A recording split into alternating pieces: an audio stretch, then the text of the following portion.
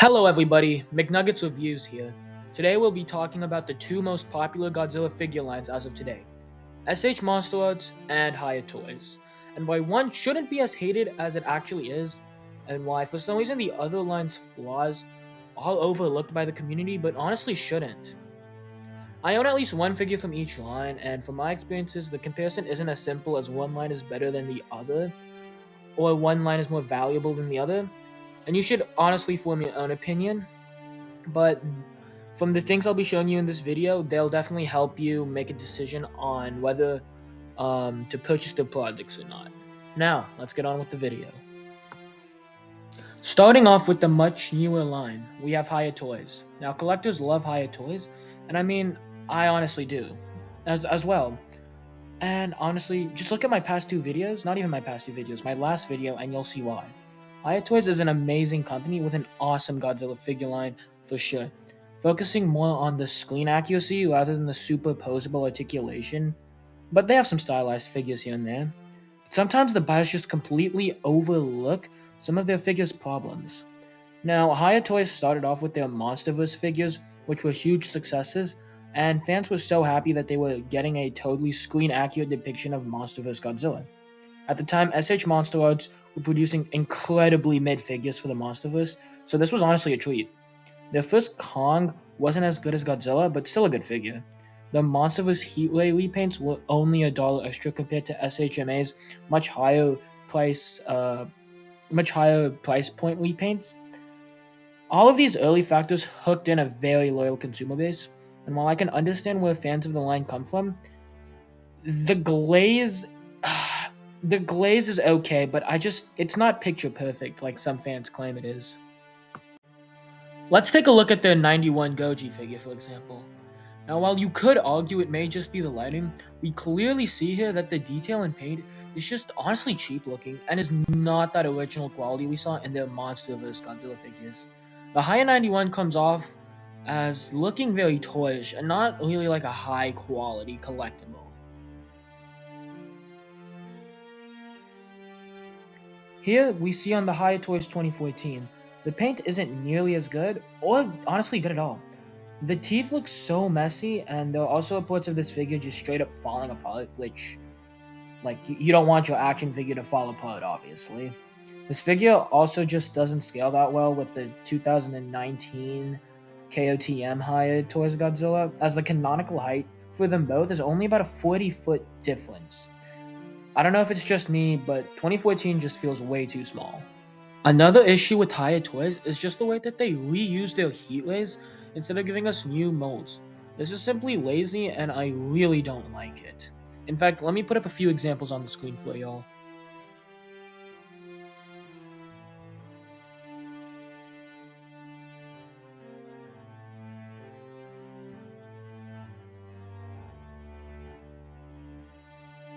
Even with these flaws, Hiya Toys is still a great option for Godzilla figures, as not every single one of their figures have these big flaws.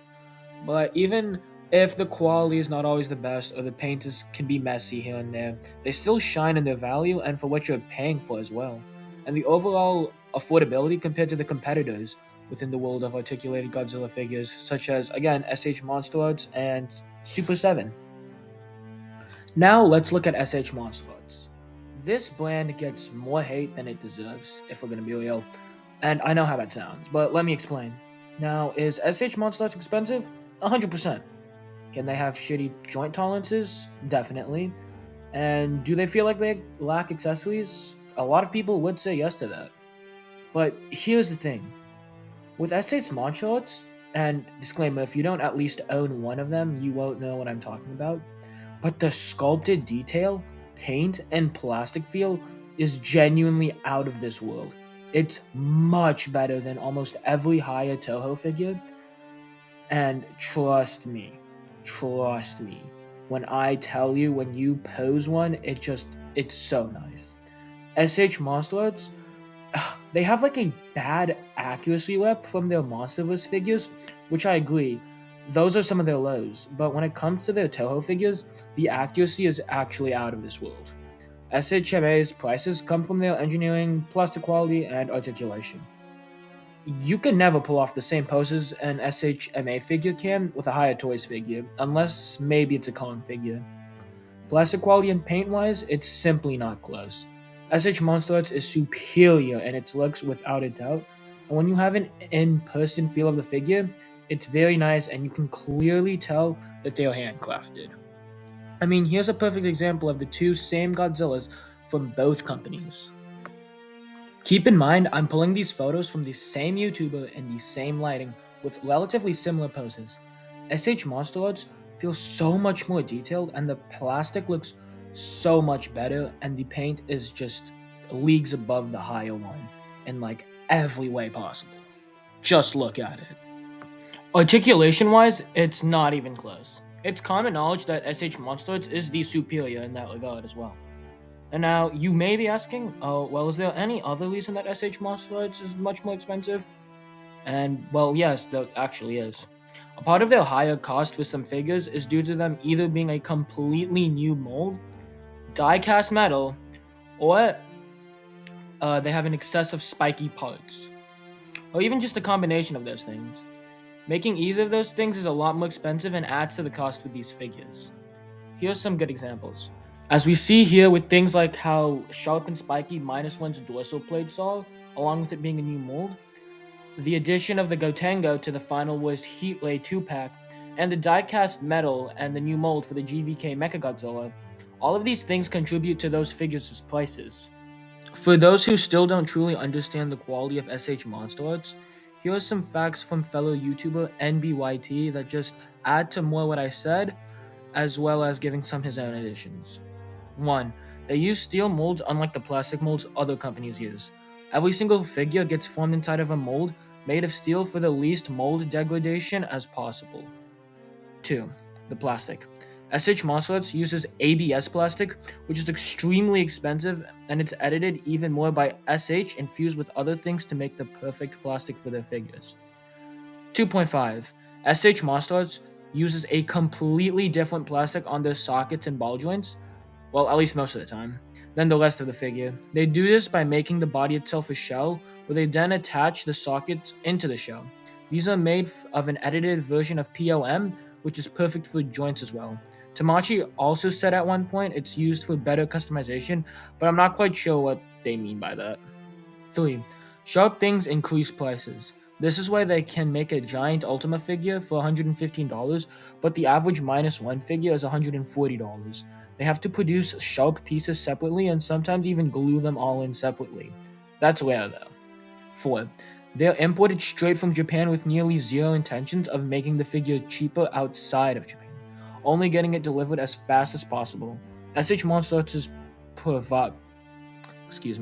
prioritizes this quality.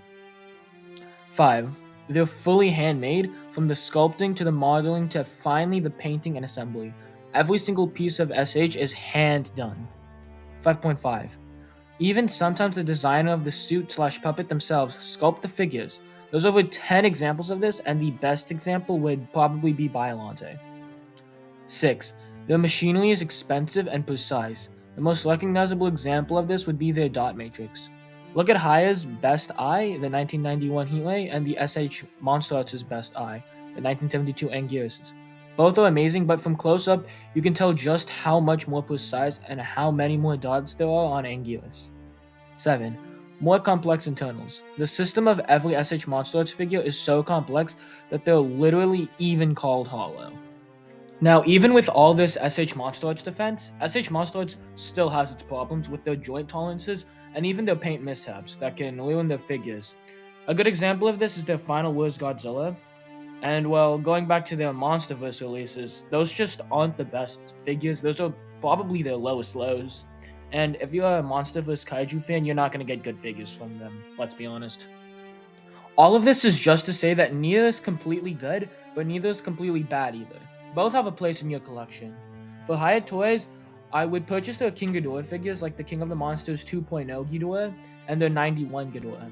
I would also most definitely buy the MonsterVerse line in general over the S.H.MonsterArts ones, other than specific examples like SHMA, if you just like the concept art design a lot. If you also aren't in a place to comfortably afford S.H.MonsterArts, HiyaToys is still a great budget option. For S.H.MonsterArts, I would buy them if I wanted the best of the best Toho kaiju figures, and if I had the money as well. These figures are obviously not cheap, but they are pieces of art. The most premium line I can think of other than S.H.MonsterArts would be X Plus, and those are in the baseline $300 ranges, so good luck with that. Well, I hope that y'all have enjoyed the video. Again, both companies have their ups and downs, but neither are perfect or totally horrible. Have a good one, and see you next time.